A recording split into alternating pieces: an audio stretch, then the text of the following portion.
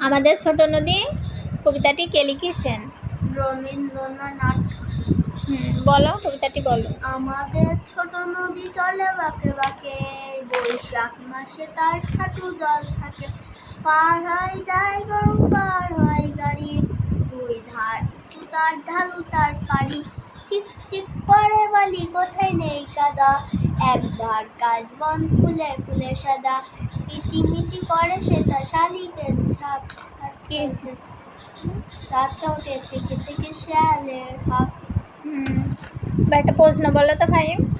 বলে হাঁটু জল, হাঁটু সমান পানি। হয়েছে। কোন মাসে নদীতে হাঁটু জল থাকে? বৈশাখ। শালিকের ঝাঁক কোথায় কিচিমিচি করে? কোথায়? বনে। বনে। কাশবন দেখতে কেমন? কাশফুল সুন্দর।